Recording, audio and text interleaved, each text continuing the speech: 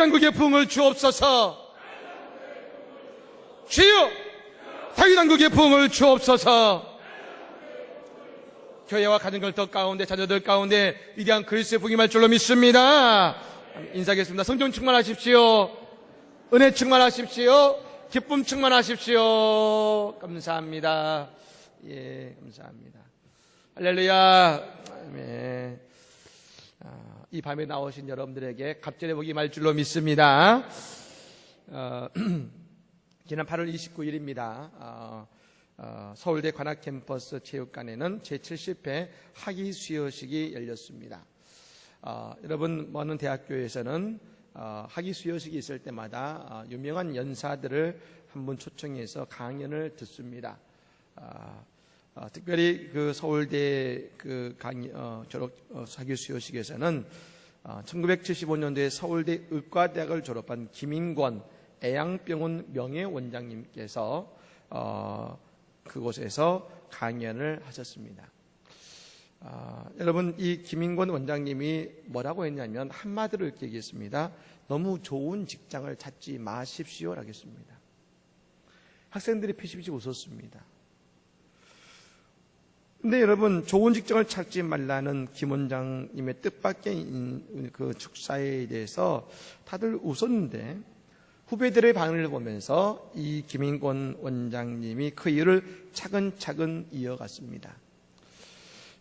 누구나 생각하는 좋은 직장은 경쟁이 치열하고 상하 수직 관계가 확실하게 정해져 있어서 존재감을 나타내기 어렵다는 겁니다.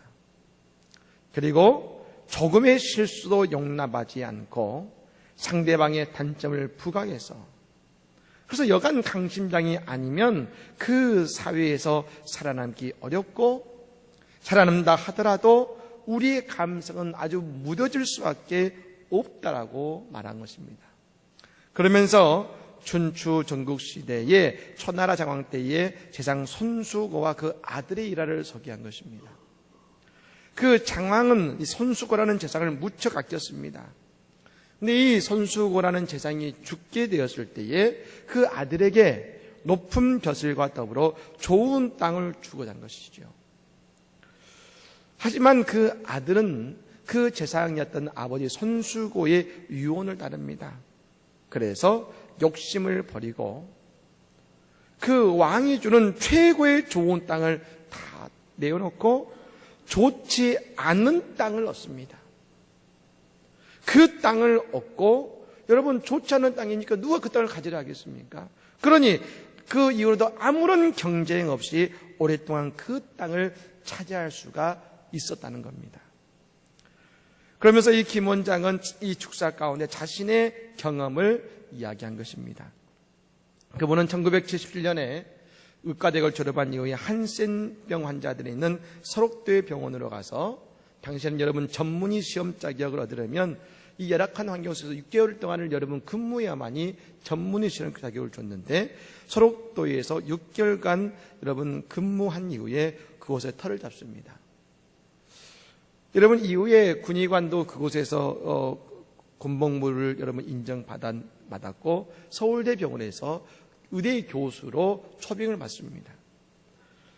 근데 여러분, 그분은 과감히 그 교수를 뿌리치고 그 전남 요수에 있는 애양원이죠, 한센병 전문 병원인 애양병원의 정형외과 과장으로 부임합니다. 그 김 원장님은 말하기를, 얼마든지 사람을 구할 수 있는 것보다 저를 꼭 필요로 하는 곳에서 버림받고 소외당한 그 환자들을 치료하고 싶었습니다. 그곳에서 김 원장님은 늘 것도 새 없이 여러분 보낸 것이죠. 여러분, 한센병 그 병원에 누가 올려가겠습니까? 그러니 혼자서 많은 일들을 감당해야 됐습니다. 하루에 300명 이상의 환자를 치료해야 됐고 하루에 20건 이상의 수술을 집도해야 됐습니다. 그러다 보니까 처음에는 소아마비를 주로 다루었는데 나중에는 소아마비에서 인공관절로, 여러분, 점점점 그 직종이 변경되고 지금은 여러분 국내 정형외과 가운데 고관절 수술의 1인자로 이분이 정평이 나 있는 것입니다. 즉 그러므로 이 애양병원 원장에 있고 지난 3월에 여러분 퇴임할 때까지 4만 건 이상의 여러분 놀라운 수술을 해냈다는 것이죠. 그렇습니다. 김인권 원장님은 누구보다 나를 필요로 하는 곳으로 갔고, 그리고 그곳에서 가장 빛난 사람이 되었다는 것입니다. 옛말에 그런 말이 있습니다. 못생긴 나무가 산을 지킨다. 높이 자라고 멋있는 나무는 여러분 다 그 나무를 여러분 캐가든지 가져갑니다.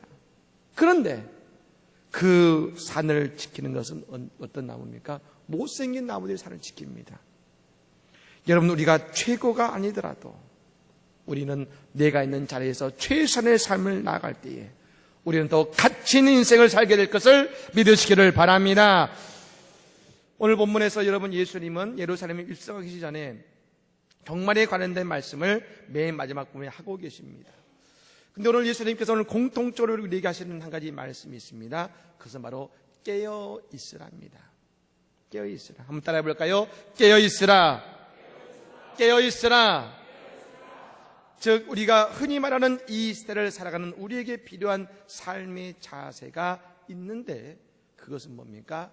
깨어 있었다는 것입니다. 여러분, 저는 이 말은 뭘 의미하겠습니까? 이 말은 한 가지 전제가 있지요. 모든 사람들이 깨어 있지 못하고 있고 많은 사람들이 잠들어 있다는 것입니다.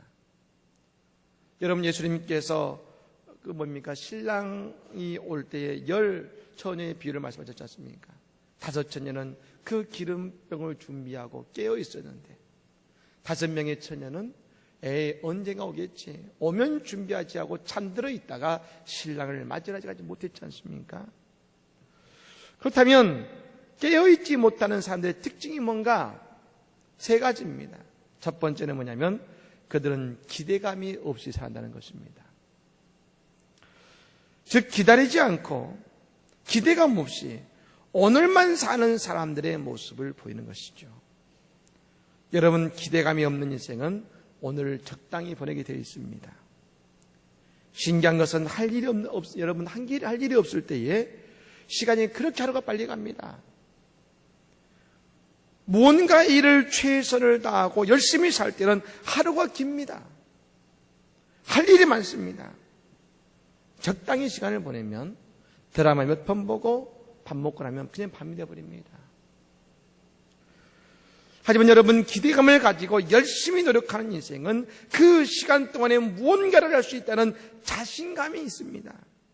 그래서 여러분, 내일의 기대감이 없으면 오늘을 대충 살지만 내일을 기대하며 살아가는 삶은 절대로 오늘을 적당히 살지 않고 내일을 준비하며 오늘의 최선을 다하게 되어 있다는 것입니다. 여러분, 여행을 갈 때도 그렇게 준비할 것이 많습니다. 하물며 하나님께 우리가 쓰임받기 위해서, 쓰임받는 내일을 위해서는 오늘 우리가 얼마나 준비할 것이 많겠습니까? 저는 종종 부목사님들에게 그런 말을 합니다. 지금이 중요하다. 지금이 중요하다. 나중에 담임 목사가 되어서 무엇을 가지고 목회할 것인가, 그때 배울 것이 아니라 오늘 내가 최선을 다해 노력했던 바로 그 사역을 가지고 내가 목회하게 되어 있다고 말합니다. 저는 여러분, 담임 목사가 된 이후에 생각해 보았습니다. 무엇을 하면 좋을까? 결론은 하나지요. 하나님께서 나를 인도하신 것은 지금까지 최선을 다하고 준비하고 노력했던 그것을 사용하시기 위함이다. 즉 여러분, 내일에 대한 기대감을 가진 사람은 오늘 내게 주어진 일에 대해서 가리지 않습니다. 좋은 일이 나쁜 일이 아니라 주어진 그 일에 대해서 나는 할 수 있는 최선을 다하게 되어 있다는 것이죠. 여러분, 스티브 잡스라는 유명한, 우리가 아는 여러분 애플 컴퓨터의 CEO가 있습니다. 지금은 고인이 되었습니다만, 그에게 물었습니다. 어떻게 애플 컴퓨터를 만들게 되었습니까? 라고 했을 때 그가 이 애플 컴퓨터를 만드는 중요한 계기는 뭐냐면 그가 공대에 들어가서 전자기술을 배운 것이 아니었습니다. 그의 대답은 의외였는데 자신이 대학을 다니다가 별 대학 다닐 의미를 못 느껴서 대학을 중퇴하고 스스로 여러분 착오 속에서 컴퓨터를 만들기 시작합니다. 근데 그러면서 그가 뭘 공부했냐면 대학에서 캘리그라피라는, 여러분 뭡니까? 그 영어의 서체를 연구합니다. 서체. 근데 여러분 그 서체를 연구했던 것이 나중에 애플 컴퓨터라는 독특한 컴퓨터를 만드는, 여러분 그 이유가 됐다는 것입니다. 어쩌면 많은 사람들이 아니 대학 중퇴하고 도대체 그 캘리그라피 그 서체 준비한 것이 뭔 의미가 있어? 라고 여러분 잡스를 생각에게 말했을지 모릅니다. 하지만 기대감을 가지고 그가 깨닫든지 모르든지 주어진 그것을 즐겁게 최선을 다했을 때에 그것을 통해서 애플 컴퓨터라는 놀라운 결과물을 가져왔다는 겁니다. 제가 어제 저녁에 설교를 준비하면서 분당 우리 교회를 담임하실 이찬수 목사님께서 여러분 교경협의라는 교회 갱신협의라는 그 목사님들이 모여서 그 가운데 하셨던 설교 가운데 일부를 들었습니다. 근데 거기에 여러분 이런 말씀이 있었습니다. 우리는 다 골리앗을 쓰러뜨릴 수 있고 다윗이 될 수 있다고 믿고 있다는 겁니다. 그렇다면 지금 내 손에 물맷돌이 있냐는 겁니다. 우리는 여러분 다 다윗이라 믿고 살아갑니다. 그런데 지금 내 손에 물맷돌이 있는가? 그 골리앗을 무너뜨릴 물맷돌이 지금 내 손에 있는가? 여러분 물맷돌은 그냥 돌을 줍는 것이 아니라 오늘 목자로서 내일에 대한 기대를 가지고 최선을 다해 양을 돌보고 그 양을 지켰던 사람이 그 손에 잡을 수 있는 것이 뭐냐면 물맷돌이라는 것입니다. 그냥 시냇가에 있는 돌이 아니라 목자의 최선을 다해 살았던 사람이 그 손에 채울 수 있는 것이 물맷돌인 것이죠. 여러분 만일 그 양을 최선을 다해 돌보지 않았다면 아마 다윗은 그 손에 창을 쥐었을 것입니다. 하지만 물맷돌을 주었다는 것은 오늘 내 삶에 그것이 무엇이든지 최선을 다해 살았다는 다윗의 증거라는 것입니다. 예, 그 말에 얼마나 은혜가 되었는지 모릅니다. 다윗은 오늘 깨어 있습니다. 그렇기 때문에 물맷돌을 칠 수 있었습니다. 오늘도 우리가 깨어 있어야 될 줄로 믿습니다. 그리고 우리의 삶에서 물맷돌을 뭉쳐닿는 그런 복된 인생이 되기를 간절히 축복합니다. 물맷돌을 지어야 되는 것이죠. 두 번째로 우리가 깨어있을 때는 너의 창조자를 기억할 때 우리는 깨어있을 수 있는 것이죠. 오늘 본문에서 말합니다. 주인이 올 때를 기억하라겠습니다. 주인이 있고 주인이 반드시 우리 모습을 확인하러 온다는 것을 우리가 믿을 때 우리는 깨어 있을 수 있습니다. 예수님이 땅에 오셔서 전하신 말씀이 있습니다. 회개하라, 천국이 가까이 왔다. 천국은 아버지의 나라요, 천국은 하나님이 계시는 곳입니다. 그래서 예수님은 사람들에게 외치신 그 말씀은 곧 너의 창조주를 기억하고 그분이 오실 때를 대비하라, 그분을 인정하라고 끊임없이 외치셨던 것입니다. 왜 요즘 사람들이 자기 생각에 옳은 대로 행하는 것일까요? 창조자를 잃어버릴 때 그렇습니다. 하나님이 살아계시고 하나님이 지금도 우리를 다스린다는 사실을 우리가 잃어버리면 내가 보기에 좋은 대로 행할 수밖에 없는 것입니다. 여러분, 사탄이 에덴 동산에 있는 아담과 하와를 찾아왔습니다. 태초에 하나님이 천지를 만드시고 아담과 하와를 만드셨습니다. 여러분, 퀴즈를 내드리고 싶습니다. 그럼 여러분, 아담과 하와는 에덴 동산에서 하나님을 뭐라고 불렀을까요? 뭐라고 불렀을까요? 상품을 가려야 될까요? 뭐라고 불렀을까요? 저는 이렇게 불렀을 것 같습니다. 아버지, 어머니, 나를 만드셨습니까? 하나님 오실 때, 하나님 계실 때마다 엎드려 경배하고 이런 것이 아니라 나를 만드신 아버지, 나를 낳아주신 어머니, 하나님을 그렇게 불렀을 것 같습니다. 왜요? 그들은 하나님과 동행했다겠습니다. 하나님과 동행한, 여러분 에녹이 나중에 어떻게 됩니까? 아담과 하와가 누렸던 하나님과 동행했던 것을 에녹이 여러분 그 은혜를 누렸습니다. 하나님과 동행했습니다. 여러분 동행하는데 하나님 앞에서 엎드러져 가지고 하나님 이러지 않겠죠. 하나님을 내 아버지라 부르고 하나님을 내 어머니라 부르면서 함께 즐겁게 보내는 시간, 동행 아니겠습니까? 그런데 사탄이 우리에게 와서 가장 한 것이 뭡니까? 아담과 하와에게서 하나님 아버지를 떼어낸 것입니다. 그리고 창조자 하나님을 잃어버리게 만듭니다. 하지만 우리가 깨어있다는 것은 뭡니까? 그 창조주 하나님을 기억하고 그 하나님의 손을 붙드는 것임을 믿으시기를 바랍니다. 그때에 우리는 내일을 향해 살아가는 복된 인생이 될 수 있다는 것입니다. 세 번째로, 오늘 이 깨어있으라는 말을 성경은 이렇게 해석합니다. 여러분 33절의 말씀을 보면 깨어있으라 이라는 말에 여러분 그 앞에 뭐라고 써 있냐면 숫자가 써 있을 겁니다. 그 숫자를 맨 아래를 보시면 뭐라고 써 있습니까? 3번 깨어있어 기도하라. 따라해볼까요? 깨어있어 기도하라. 깨어있어 기도하라.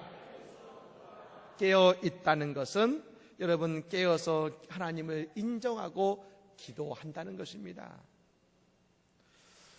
여러분 오늘 본문인 여러분 28절에 보면 이렇게 말씀하십니다. 무화과 나무의 비유를 배우라. 그 가지가 연하여지고 잎사귀를 내면 여름이 가까운 줄 아나니. 즉 여러분 이것은 이 대자연의 흐름 속에서 우리는 하나님을 인정할 때, 그 대자연의 법칙 속에서 하나님을 바라볼 때, 그리고 믿음을 가지고 기도할 수 있다는 것을 이야기하는 것입니다. 오늘 제가 목회사실에 썼던 여러분 글이 있습니다. 여러분 구구소환도라고 아십니까? 우리 예선자들은 동짓날 되면 가장 추운 날이죠. 해가 가장 짧은 날이기 때문에 가장 추운 날 구구소환도라고 81송이의 매화도를 여러분 창문에 그렸다고 합니다. 그리고 그 추운 겨울 하루에 한 송이씩 그 매화에 붉은 칠을 합니다. 홍매를 그린 것이죠. 아무리 춥고 눈보라가 몰아쳐도 우리의 선조들은 매화꽃 그 송이송이에 봄을 기다리는 마음을 실었습니다. 그리고 마지막 한 송이 여러분 81번째 매화의 송이를 여러분 그 붉은색을 칠한 그 창문 너머에는 정말로 나무에 이런 붉은 매화들이 가득 피는 여러분 봄을 맞이했다는 것입니다. 여러분 저는 이것이 우리의 기도 생활도 마찬가지 생각이 듭니다. 히브리서는 믿음을 바라는 것들의 실상이요 보지 못한 것들의 증거를 하겠습니다. 우리의 믿음의 소원이 있습니까? 오늘 내가 울 수밖에 없는 우리의 간구의 소원이 있습니까? 우리는 그때 우리의 심령 가운데 구구 소원들을 그려야 됩니다. 그리고 매일마다 우리의 눈물을 가지고 우리 구구 선도의 그 여러분 매화의 우리의 눈물로 그 매화의 입술을 칠해가야 한다는 것입니다. 한 송이 한 송이 기도의 눈물을 뿌려갈 때, 그리고 마침내 우리의 기도의 구구 소환도가 아름답게 물드는 그 순간, 그 기도의 너머에 우리의 기도를 응답하시고 우리를 축복하시고 우리에게 그 기도의 모든 것을 응답해 주시는 하나님의 기도의 응답을 보게 되는 그대를 경험하게 될 줄로 믿습니다. 그런데 어떤 사람만이 구구 소환들을 그릴 수 있느냐? 떼어서 하나님을 바라보고 하나님을 믿는 사람만이 우리의 영혼 가운데 우리의 구구 소환들을 그릴 수가 있다는 것입니다. 사랑하는 성도 여러분, 제자들은 겟세마네 그 기도의 자리에 깨어있지 못하고 잠들어 있었습니다. 그러자 그들은 십자가의 도장 앞에 도망할 수밖에 없었습니다. 하지만 우리가 기대감을 가지고 내일을 바라보며 언제나 창조자 하나님을 기억하고 오늘도 기도함으로 깨어있을 때에 우리의 삶은 내일 있고 우리의 삶을 통해 하나님의 놀라운 축복과 은혜를 경험하는 복된 삶을 경험하게 될 줄로 믿습니다. 깨어 기도하시기 바랍니다. 깨어 하나님께 쓰임받으시기 바랍니다. 그리고 오실 날 그 복된 날을 준비하는 성도들의 복된 삶이 되기를 우리 주 예수님의 이름으로 간절히 축복합니다.